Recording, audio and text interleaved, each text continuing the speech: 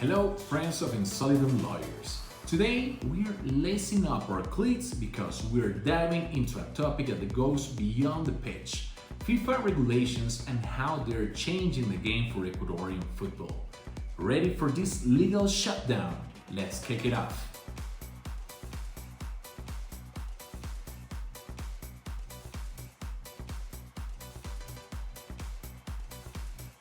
When we think of FIFA, the first things that come to mind are the World Cup and the biggest stars in football. But behind the goals and glory lies a complex legal framework that governs every aspect of the sport, from player transfers to youth protection and financial fair play.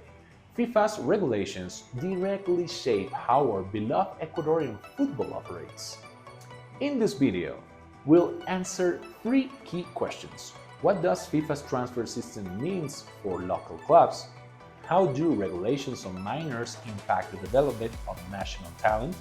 And what role does financial fair play in the growth of Ecuadorian football? So, join us as we break down why these rules are more important than you might think.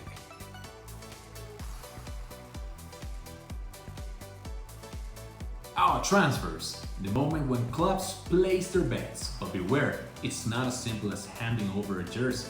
FIFA governs these transactions through the TMS, Transfer Matching System. So, what does this mean for Ecuador? Well, every time a player moves internationally, the TMS checks contracts, payments, and dates. This ensures transparency but also demands strict compliance for clubs. The upside: small teams are protected from being scammed in deals. The challenge: miss one document and you might lose out as signing a star player. In 2022, several local teams in Ecuador ran into administrative issues with the TMS, resulting in missed transfer opportunities. In this game, legal strategy matters as much as tactical plays.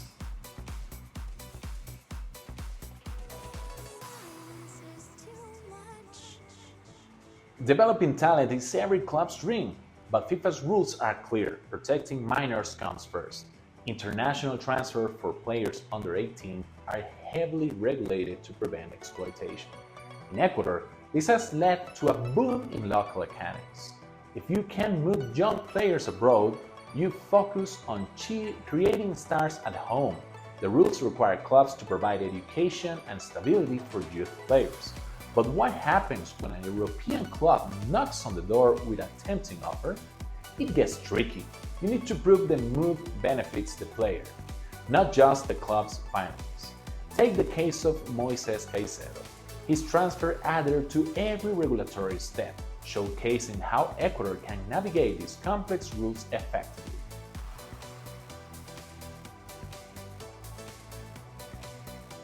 Financial fair play is like the referee you don't see but definitely feel. In simple terms, FIFA ensures that clubs don't spend more than they generate. For Ecuadorian teams, this is a challenge because many rely on sporadic income from transfers or TV rights.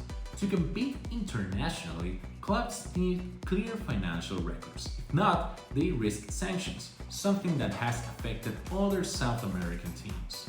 But it's not all bad. These regulations are pushing teams to become more sustainable and think long-term. Instead of splurging on expensive players, the trend is to invest in youth development. It's a winning strategy for future success.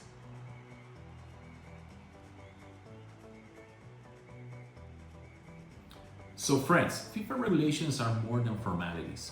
They are the framework that keeps football fair, safe, and sustainable. For Ecuador, these rules present both challenges and opportunities. If you're a manager, player, or passionate fan, understanding these regulations isn't optional.